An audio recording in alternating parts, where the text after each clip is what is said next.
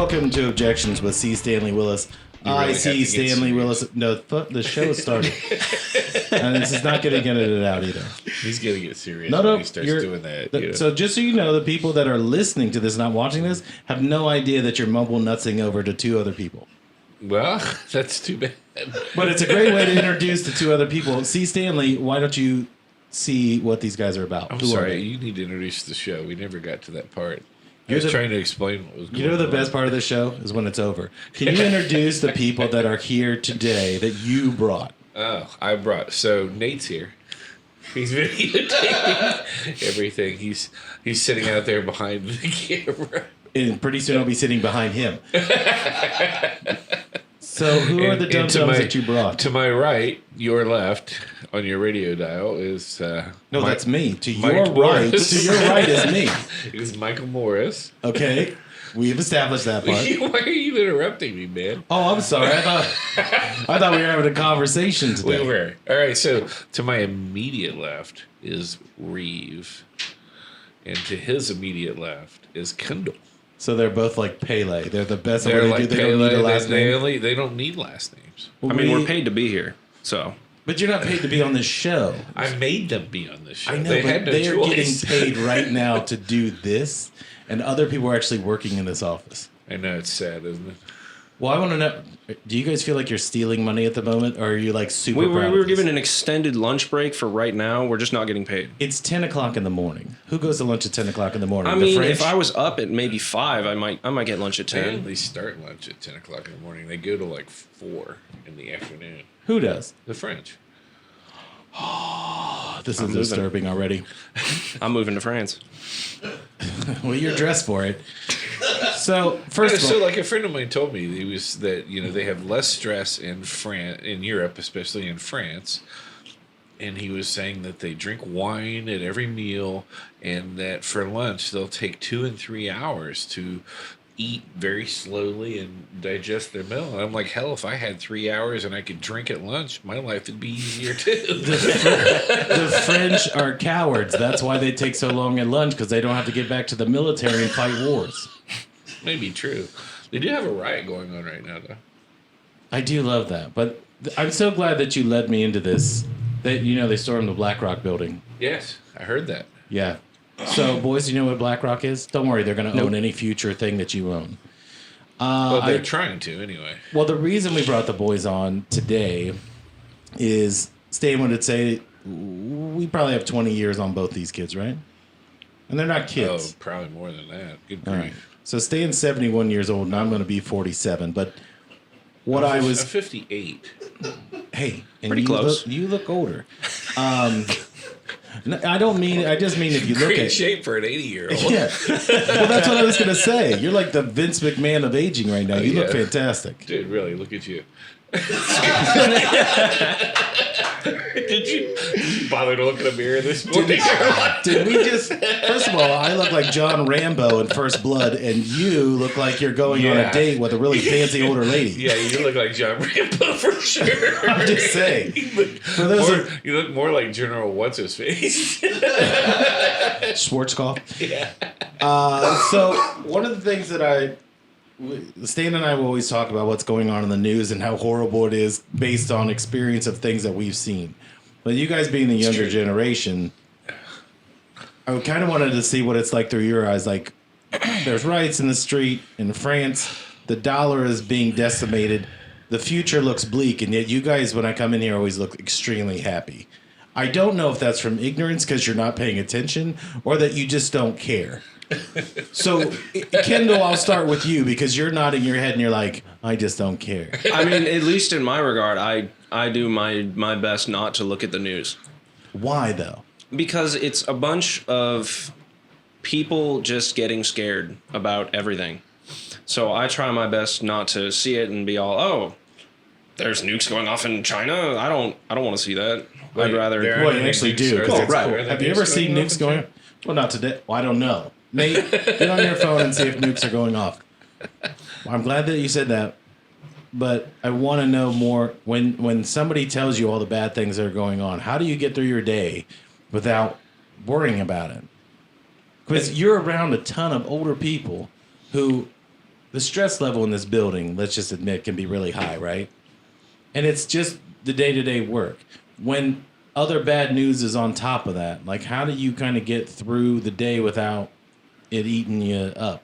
I mean, it's outside of my bubble. It's not really something I can change.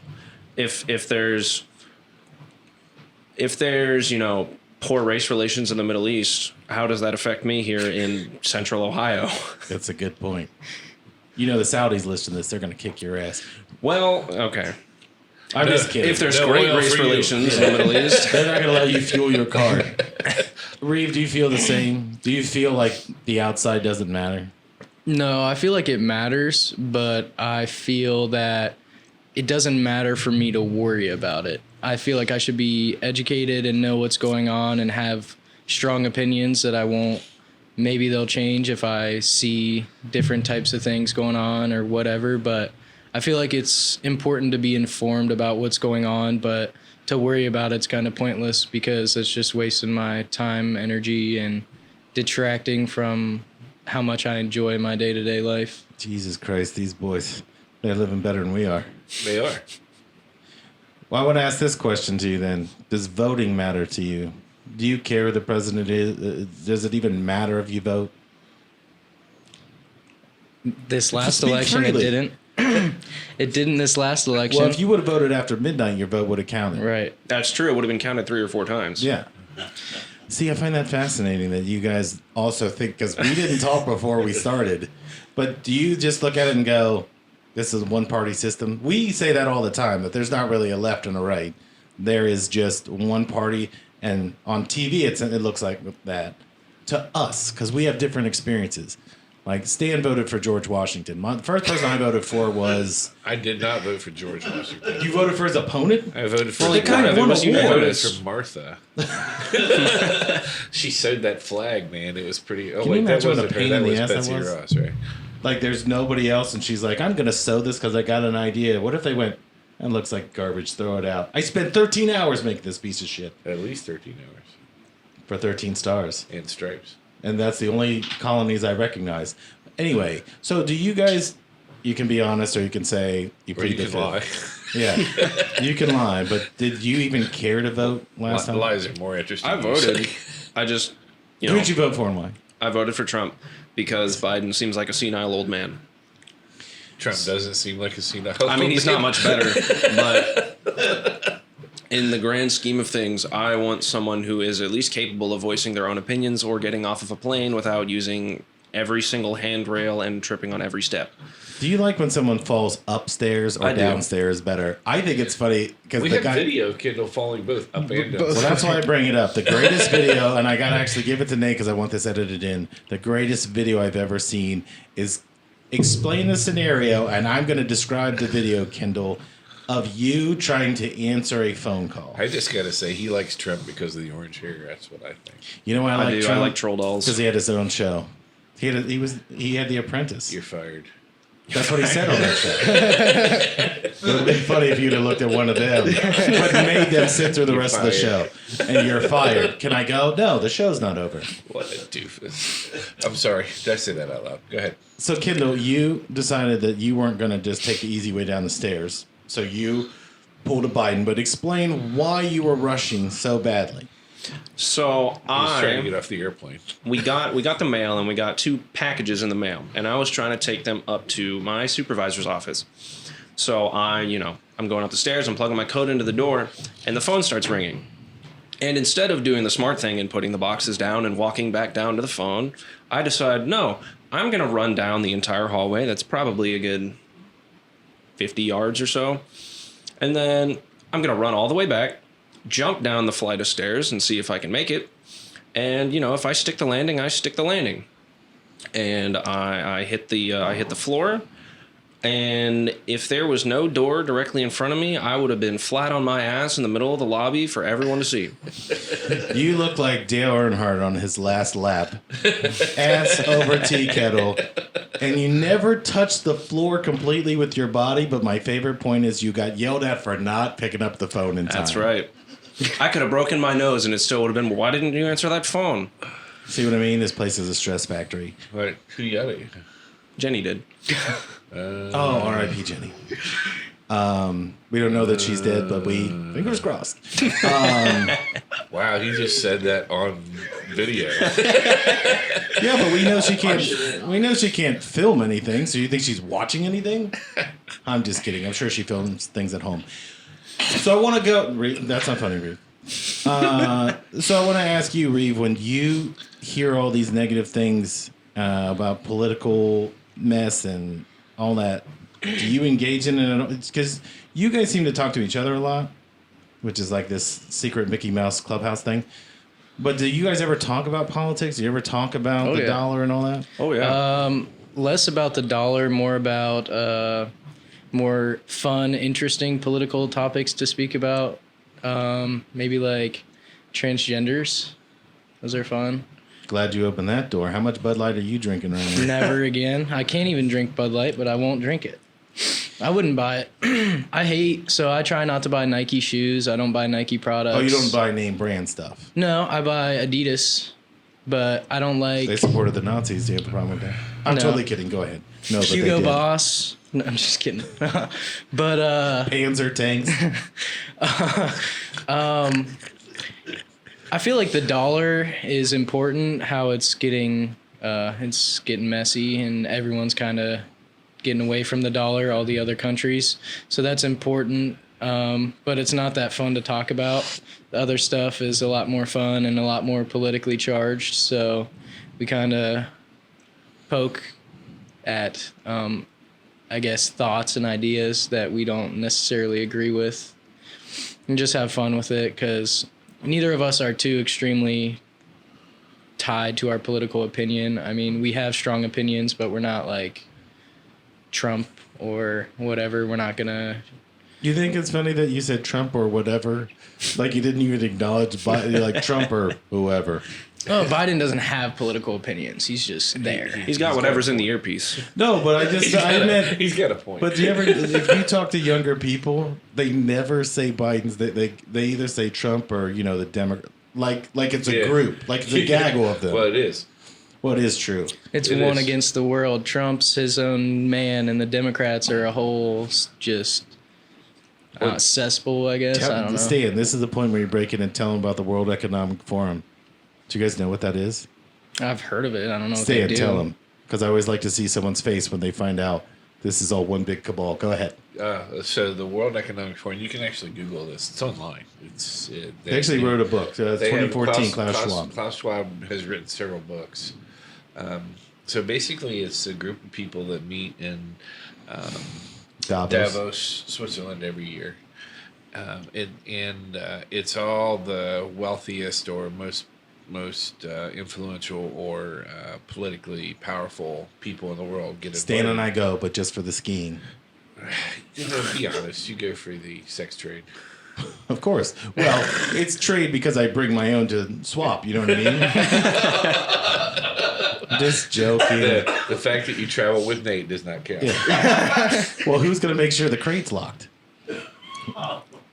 Nate, sit on that. She's a squirmer. Go on. Oh my gosh! But I feel like we've lost control at this point. You think we started at the intro? We had control. I have to interrupt the intro. I have to. So I'm compelled. So I don't know if you boys ever listened, but in the beginning, Stan won't let me get the name of the show out. Because I keep saying, okay, everybody quiet, we'll do this thing, do the count in, and then he immediately talks. I don't want him to get on a power trip. Things go to his head. You got to just put him in his place real quick, and then I'm literally trying. I only introduce him. I don't even say my name. The real seat of power is Nate. Does the show know who you are? I mean, if you never get your name off, I never say it. He's an attorney. I am an attorney on this show. Okay. Stan says I can't give legal advice. I think that's wrong. I think you can give legal advice anytime you want on the street. Any fool can give legal advice. It's just whether they should or shouldn't. Okay, but you told me to stop saying that. What is funny is though, we're sitting in a meeting. You're not an attorney, Mike. And somebody says to me, they're asking me legal questions, and I'm like, I don't really know the answer, so I'm answering it, and I thought they were just as a joke. They were listening to me, us talk and heard me say I was an attorney. What attorney dresses this well? Okay, first of all.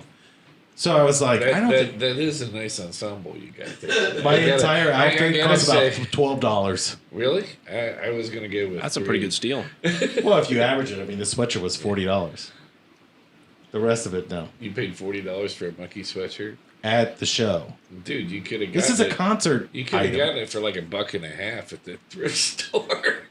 You're going to say that with that Don Johnson jacket on? I am actually. Yeah. Sorry, boys. Miami Vice was very If I popular were in the Don 80s. Johnson, I would have to roll the sleeves up though. And you drive a better car. No, I could drive a cool car. He was an undercover agent that had a Lamborghini that he confiscated from a drug dealer. That was the whole premise of the show. In the 80s, cocaine was cool. It's not really cool now. Kind of. Okay, so anyway, the World Economic Forum. So anyway, these guys get together and they talk about it. And this World Economic Forum started out of this group called the Group of Rome back in the 60s, where they came out with all these projections about how long oil was going to last and how bad the environment was and all this kind of stuff. And it was really all kind of a scam. Well, this Klaus Schwab guy has written a book. Basically, their goal, their stated goal, what they say on paper is that they want to reduce the population of the planet, hopefully to 600,000. And You this- need to tell them the number it is right now. It's like 9 just billion. over 8 billion. So they want to reduce the population of the planet, hopefully eventually down to 600,000 or so. And basically, they want to rule the world from their European little castles, and they want us all to be their debt serfs. And he says things like, "You'll own nothing and like it, and we'll eat worms." And Bugs. that's why Bill Gates is pushing so hard for us to eat alternative foods, because apparently cow farts are bad. So the only people who should eat cow meat are these Yeah. wealthy Davos people. Well, the thing about this World Economic Forum is you have in the United States a good chunk of our leadership actually follow. They're graduates. they've like gone Gavin through- Newsom of California is a graduate of the World of the World Economic Forum. Economic Forum. Justin Trudeau from the guy in France, the premier of France, or whatever they call him, president, whatever. They actually have them Not on France, it's Canada. Canada. Trudeau. Well, Macron is Macron also is also in there. He's France. Biden is. He keeps forgetting that he was, but he was. I'm not sure Biden actually graduated. I think he went. Do you remember when he was number one in his He- class he in got- law he school? got- Well, I know he doesn't. He got thrown out for stealing all the silverware. My favorite thing that he ever said is he grew up in a Puerto Rican neighborhood. Would you put that cup on the table the right way? Thank you. I'm gonna So anyway, there's a beat the guy. shit out of you. There's a guy named George Soros who's a really wealthy guy who got wealthy. He's a Jewish guy, and he during the Not a practicing Jew. no, Okay. but he basically ratted out Jews to Hitler. That's how he started. Knocked his- on doors for the Nazis. Yeah. Knocked on doors to turn another Jews. So yeah, he's a nice guy, but he's a multi-billionaire, and he funds all these efforts Central banks. around the world and all this world economic stuff.